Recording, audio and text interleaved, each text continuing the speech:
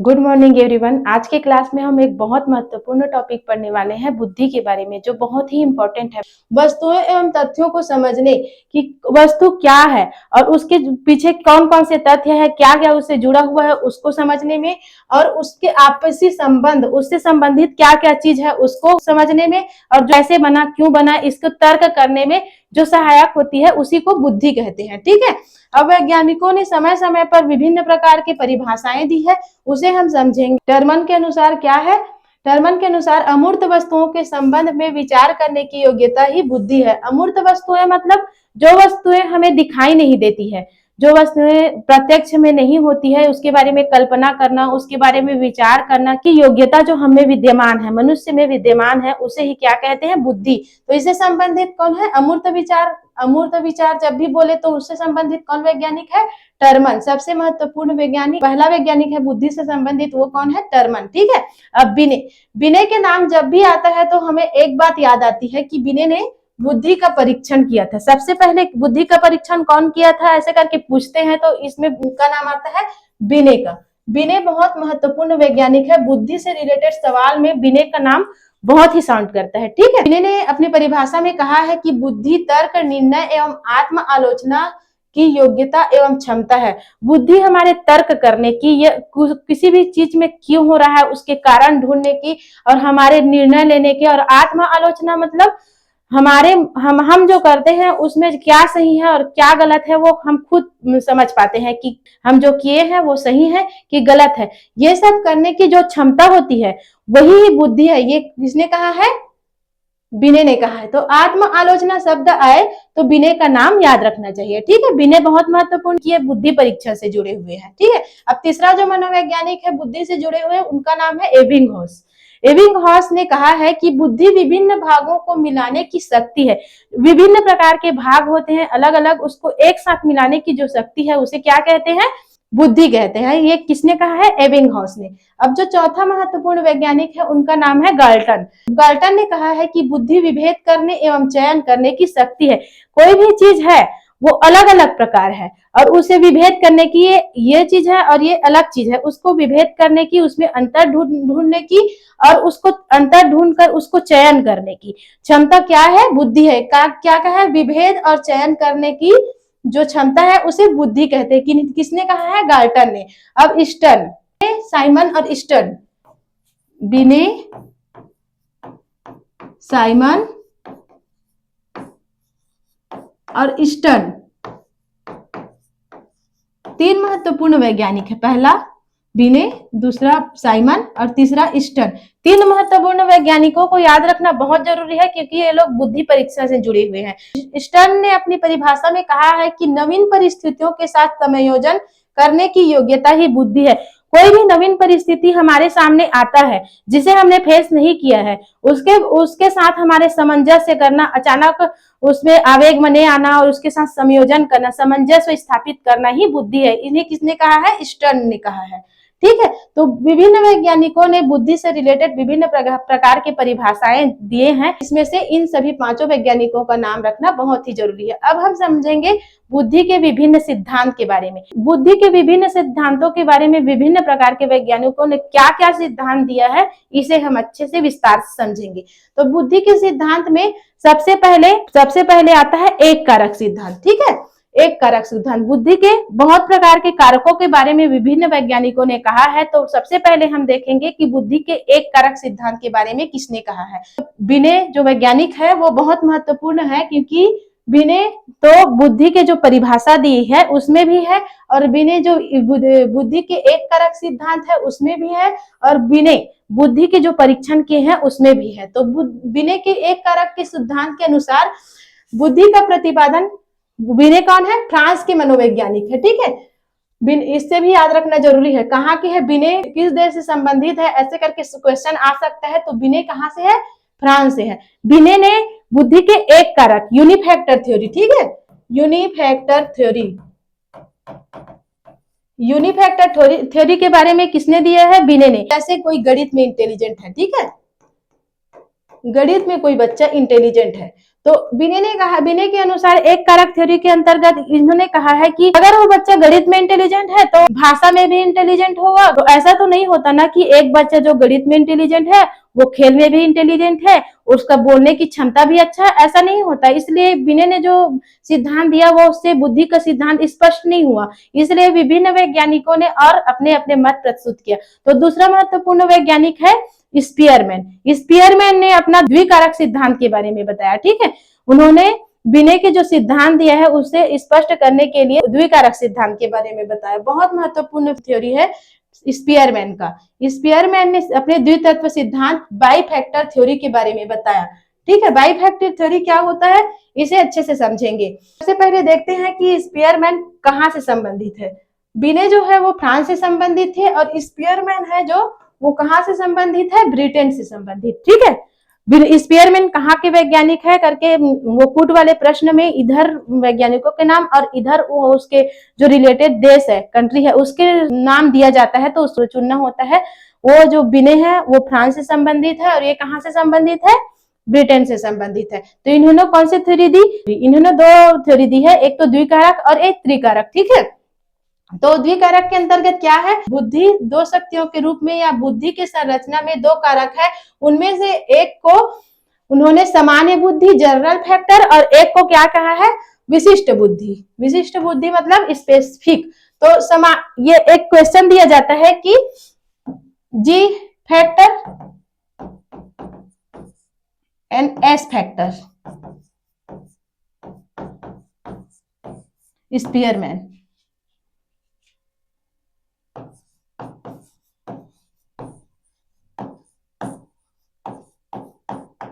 जी factor और S factor को किसने दिया, ऐसे करके प्रश्न पूछते हैं, तो इसमें बताएंगे कि स्पीयरमैन ने जी फैक्टर और एस फैक्टर में के बारे में बताया। तो जी फैक्टर क्या है, सामान्य बुद्धि है जो सभी में विद्यमान होता है, ठीक है।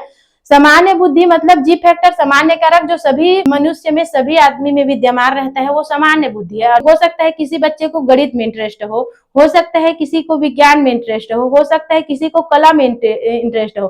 तो जो स्पेशल उसमें क्षमता होती है, जो उसमें इंटरेस्ट होती है या फिर जो इस विशिष्ट क्षमता होती है उसे क्या बोलते हैं, विशिष्ट बुद्धि, जो एक विशेष क्षेत्र में रुचि को व्यक्त करता है, ठीक है। अब ये भी मत उतना अच्छा से डेवलप नहीं हो पाया, तो इसी को स्पष्ट करने के लिए और विस्तृत करने के लिए स्पीयरमैन ने ही अपना तीसरा सिद्धांत दिया, उसे क्या बोलते हैं, स्पीयरमैन का त्रिकारक सिद्धांत। स्पीयरमैन ने 1904 में, कौन सी सन में, 1904 1904 में अपने पूर्व बुद्धि परीक्षण जो द्विकारक सिद्धांत उन्होंने दिया था उन्हें और अच्छे से स्पष्ट करने के लिए उसे संशोधन करते हुए त्रिकारक सिद्धांत के बारे में बताया। और एक और तत्व, एक सामान्य बुद्धि, एक विशिष्ट बुद्धि और एक समूह कारक सिद्धांत, ठीक है।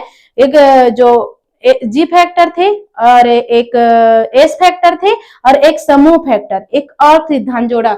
इसके अनुसार बुद्धि के जिस तीसरे कारक को उन्होंने अपने सिद्धांत में जोड़ा उन्होंने कहा समूह कारक सिद्धांत, ग्रुप फैक्टर थ्योरी। सामान्य कारक वह होता है जो सभी आदमी में विद्यमान होता है, विशिष्ट क्षेत्र में जिनमें किसी बच्चों की रुचि होती है, जैसे एक विशिष्ट क्षेत्र में। एस समूह कारक क्या होता है, इन दोनों का रूप मिला जुला, या सामान्य कारक और विशिष्ट कारक जिस समूह में मिला जुला रहता है उसे समूह कारक कहते हैं। तो त्रिकारक सिद्धांत के बारे में किन्होंने बताया, स्पीयरमैन ने। यह बहुत महत्वपूर्ण है, ठीक है। अब आगे विभिन्न प्रकार के वैज्ञानिकों के बारे में। सबसे महत्वपूर्ण वैज्ञानिक थॉर्नडाइक, हमारे शिक्षा मनोवैज्ञानिक के जनक, शिक्षा मनोवैज्ञानिक जो है, शिक्षा मनोविज्ञान, शिक्षा मनोविज्ञान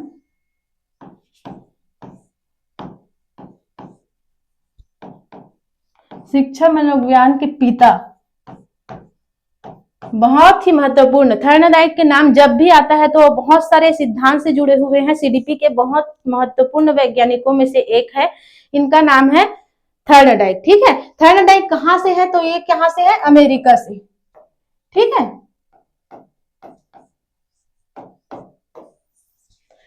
थॉर्नडाइक बहुत महत्वपूर्ण वैज्ञानिक है, ये शिक्षा मनोविज्ञान के पिता कहलाते हैं, ठीक है। थॉर्नडाइक ने अपने सिद्धांत में बुद्धि के विभिन्न कारकों को मिश्रण माना है जिसमें कई योग्यताएं निहित होती है। विभिन्न प्रकार के जो योग्यताएं होती है सभी को मिश्रण एक साथ होता है, इसे स्पष्ट किए हैं। तो यह बहुकारक सिद्धांत को किसने प्रतिपादित किया है, थॉर्नडाइक ने, ठीक है।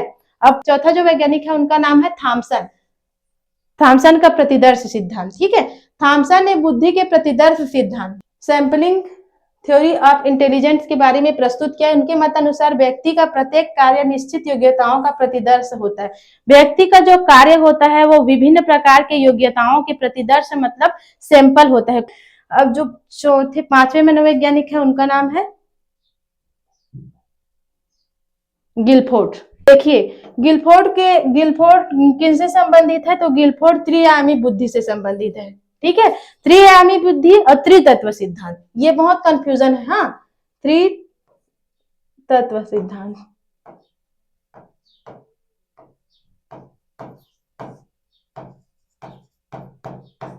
तो त्रितत्व सिद्धांत का प्रतिपादन किसने किया, स्पीयरमैन ने। लेकिन त्रिआयामी बुद्धि के बारे में किन्होंने बताया है, गिलफोर्ड ने बताया है। गिलफोर्ड तथा उसके सहयोगी ने 3 मानसिक योग्यताओं के आधार पर बुद्धि की संरचना की व्याख्या प्रस्तुत की है। गिलफोर्ड की यह बुद्धि संरचना सिद्धांत त्रिआयामी बौद्धिक मॉडल 3 डायमेंशनल मॉडल कहलाता है। उन्होंने बुद्धि कारकों को 3 श्रेणियों में बांटा है। 3 श्रेणियों में बुद्धि कारकों को बांटा है। पहला ऑपरेशन, 3 तत्व में बांटा है, ठीक है। एक संक्रिया, दूसरा विषय वस्तु और तीसरा उत्पाद। संक्रिया मतलब कोई भी चीज हमारे दिमाग में आता है, हमारा दिमाग संक्रिया करता है, तर्क वितर्क करता है। कोई भी चीज, किसी भी बात के बारे में हम सोचते हैं, फिर उसे भाषा में व्यक्त करते हैं, फिर उसका जो प्रोडक्ट उत्पाद बनाते हैं, ठीक है। इस प्रकार से पहले ऑपरेशन होता है, तर्क करते हैं, उसके बाद जो कंटेंट हमारे भाषा के रूप में उसे व्यक्त करते हैं, उसके बाद जो उत्पाद जो बनना होता है वो बनता है। उसे कहते हैं गिलफोर्ड का त्रिआयामी बुद्धि, जो 3 प्रकार में होती है, सक्रिया, विषय वस्तु और उत्पाद, ठीक है। अब हम आगे बढ़ते हुए देखते हैं गिलफोर्ड के जब भी नाम आता है ना, तो एक महत्वपूर्ण शब्द अपसारी चिंतन, अपसारी चिंतन।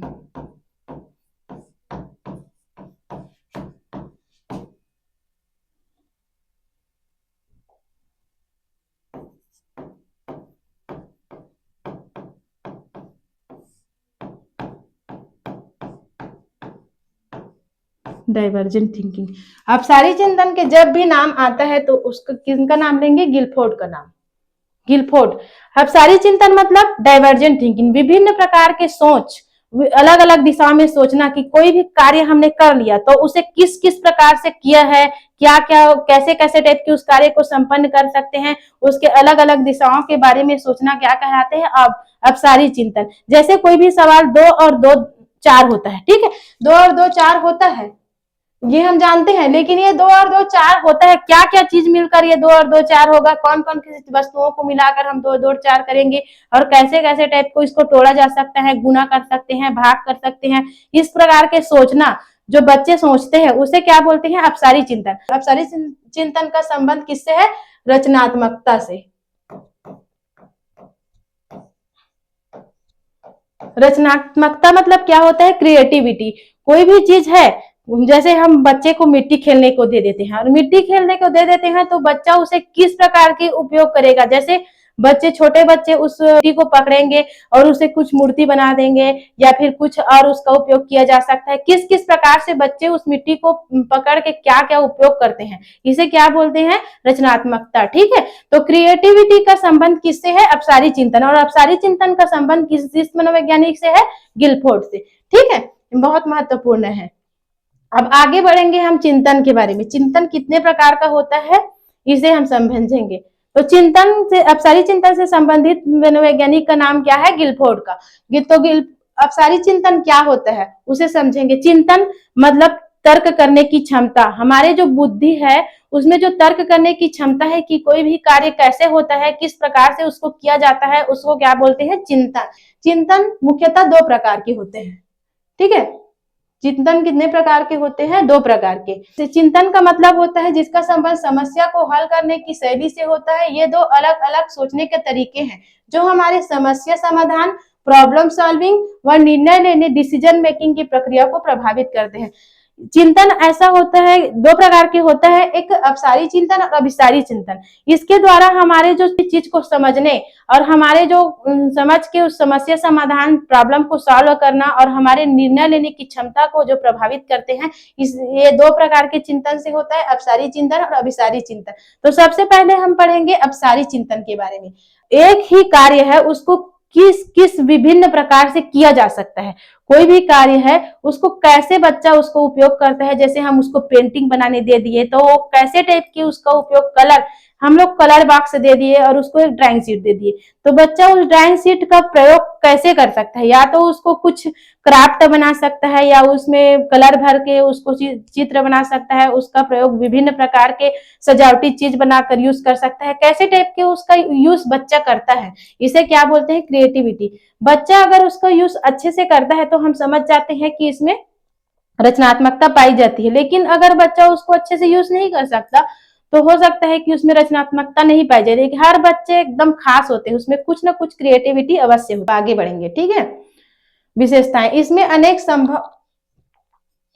उत्तर संभव है। अब सारी चिंतन की एक विशेषताएं होती है कि इसमें अनेक उत्तर संबंध, 2 + 2 4, ठीक है, 2 + 4 6 -2 4 और -2 -2 4, 2 × 2 4। इस प्रकार से 4 को हम ऐसे टाइप 2 + 2 4, 2 + 2 - 2 4, 2 - 2 4, ऐसे विभिन्न प्रकार के जो संभावित उत्तर बच्चे दे सकते हैं, इसे क्या बोलते हैं, क्रिएटिविटी।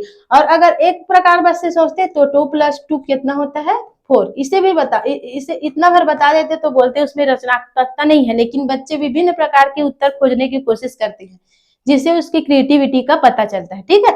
रचनात्मकता व कल्पनाशील, रचनात्मकता कल्पनाशील, रचनात्मक कैसे हो सकते हैं, जब हम कल्पना करें कि ठीक है क्वेश्चन तो हो गया कि ये है ऐसे करके, लेकिन इसका उत्तर एक ही नहीं हो सकता, इसका बहुत प्रकार के उत्तर हो सकते हैं और कैसे कैसे टाइप के हम इसका उत्तर अलग अलग प्रकार से दे सकते हैं, इसके बारे में कल्पना करना रचनात्मकता से संबंधित है, ठीक है।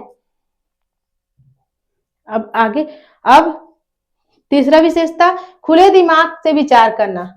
इस रचनात्मकता में दिमाग खुले दिमाग से विचार करते हैं, खुले दिमाग से, उसमें कोई बाधा नहीं होती कि बस तुम इतना ही करोगे। कोई भी शिक्षक बच्चे को खेलने देते हैं, कुछ चीज करने देते हैं कि कुछ भी तुम कर सकते हो, कुछ भी तुम बता सकते हो, जो चाहे जो जैसा तुम्हें मन लगे वैसा टाइप का तुम बता सकते हैं। खुले दिमाग की आवश्यकता होती है, ठीक है। नए और मौलिक सुन, विभिन्न प्रकार के नए नए चीज के बारे में जानकारी देना ही रचनात्मकता है, ठीक है। उदाहरण, एक ईंट से क्या क्या उपयोग होता है। बच्चे को एक क्वेश्चन दिया जाता है कि ईंट का क्या प्रयोग होता है, तो बच्चे कहते हैं कि उससे घर बना सकते हैं, हो सकता है उससे और प्रकार के विभिन्न प्रकार की आकृति देकर उससे अच्छे अच्छे चीजें बना सकते हैं। इस प्रकार के उत्तर बच्चे देते हैं, उसे क्या कहते हैं, रचनात्मकता। कागज दबाने, दरवाजा रोकने, हथियार देखे कि ईंट से क्या प्रयोग करेंगे, कागज को, जो कागज हम लिख कर रखेंगे या फिर किसी कार्य को कर रहे हैं उसमें कागज रखा है, उसको दबाने के लिए या फिर दरवाजा रोकने के लिए दरवाजा लगा दिया और वहां पर ईंट रख दिए तो उसको रोकने के लिए, हथियार की तरह किसी को बचाव के लिए, पत्थर से मारने के लिए, सजावट के लिए, घर में विभिन्न प्रकार की सजावटी उसको अच्छे से आकृति देकर रंग रखकर उसको सजावट के लिए, या वजन रखने के लिए, ईंट के भार का वजन रखने के लिए तराजू की तरह भी इसको यूज किया जा सकता है। इस प्रकार के सोच को क्या बोलते हैं, क्रिएटिविटी।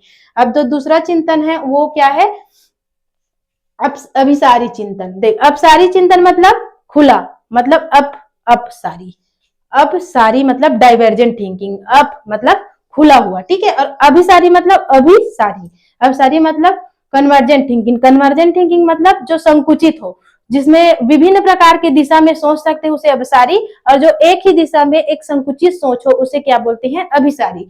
तो अभिसारी चिंतन वह प्रक्रिया है जिससे व्यक्ति किसी समस्या के लिए एकमात्र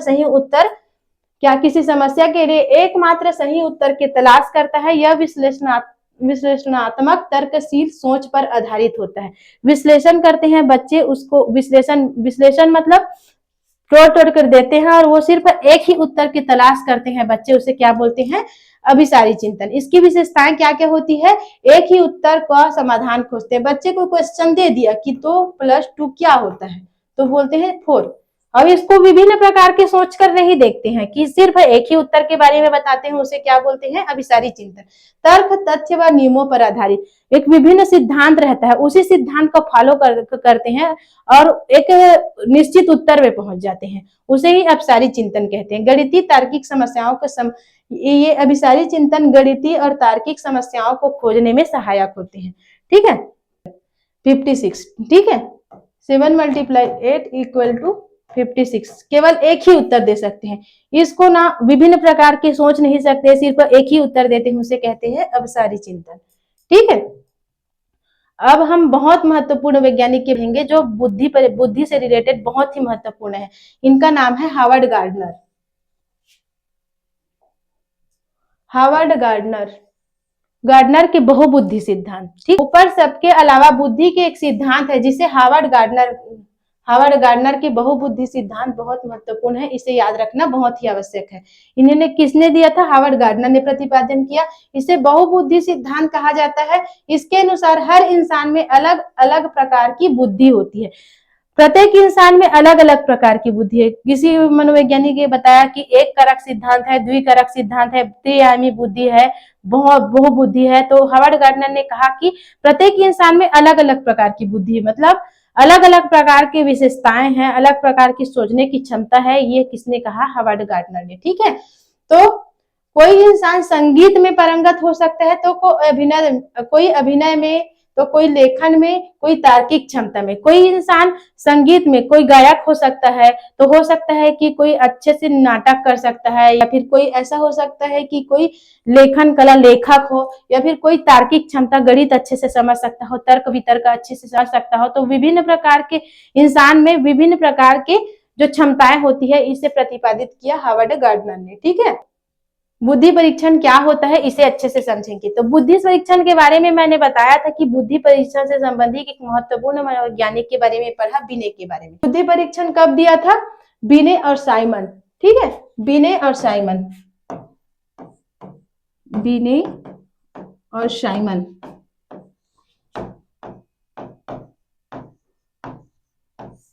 दो महत्वपूर्ण वैज्ञानिक है, दो अलग अलग वैज्ञानिक है, बिने अलग है और साइमन।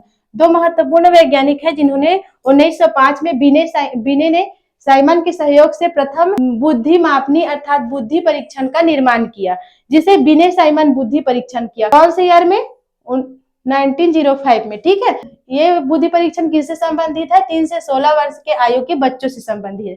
3 से 16 साल के बच्चों से संबंधित है।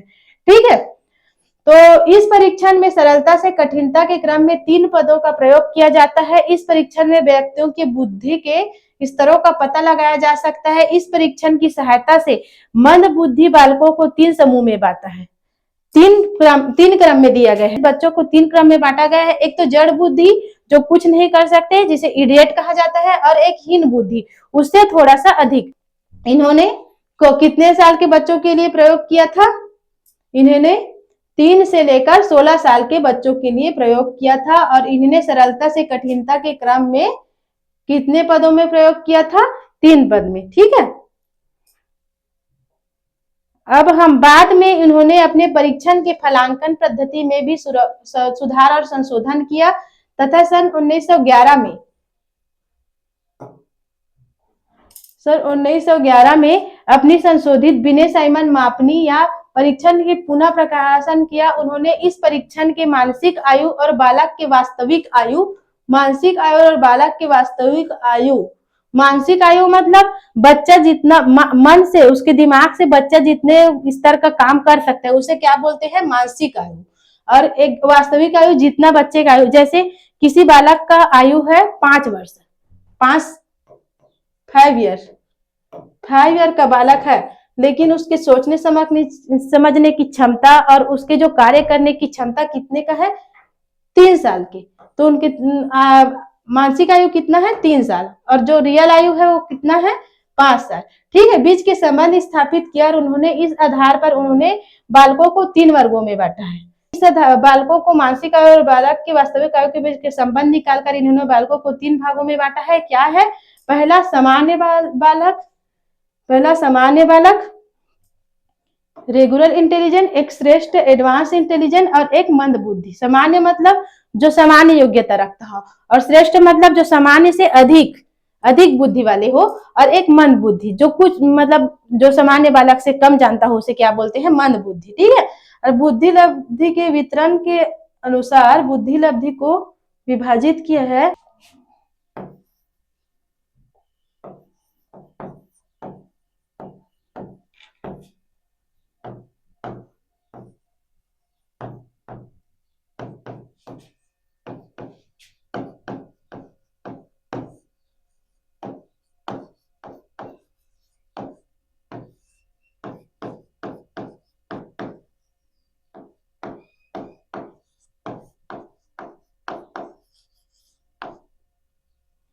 मल्टीप्लाई 100।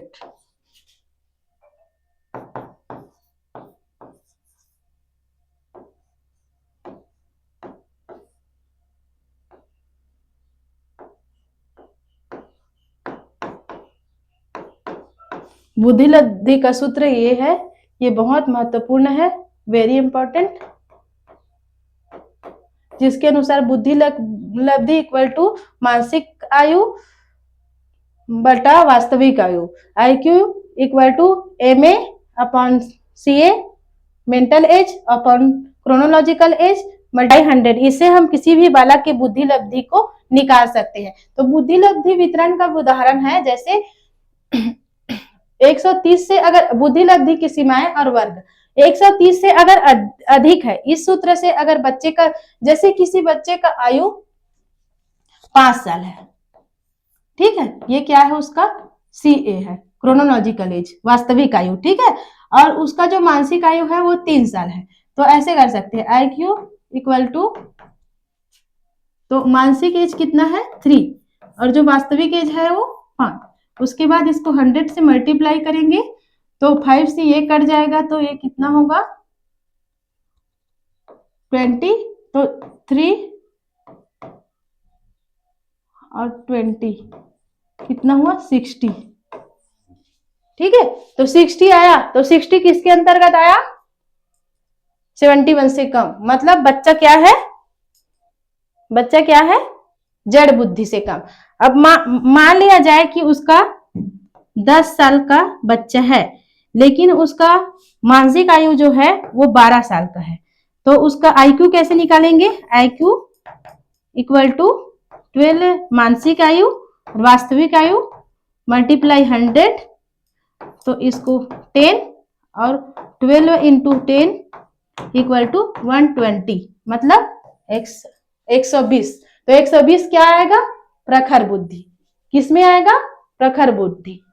ठीक है, या फिर तीव्र बुद्धि। ठीक है, तो बच्चा तीव्र बुद्धि का है। इस प्रकार हम बच्चे को इस सूत्र की सहायता से बच्चे इंटेलिजेंट है कि नहीं है इसको अच्छे से समझ सकते हैं। तो इसको बुद्धि लब्धि के वितरण के उदाहरण है, 130 से अधिक है बच्चा तो उसे क्या कहेंगे, प्रतिभाशाली। हम और 121 से लेकर 130 तक है उसे क्या बोलेंगे, प्रखर बुद्धि। 111 से लेकर 120 तक जो बच्चा है उसे क्या बोलेंगे, तीव्र बुद्धि।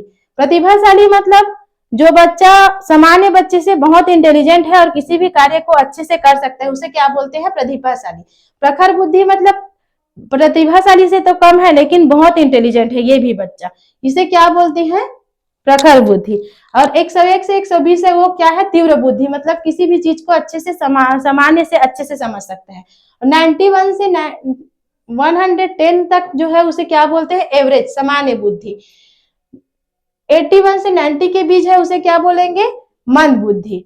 71 से 80 के बीच क्या है, अल्प बुद्धि। और 81 से जो है उसे क्या बोलते हैं, जड़ बुद्धि।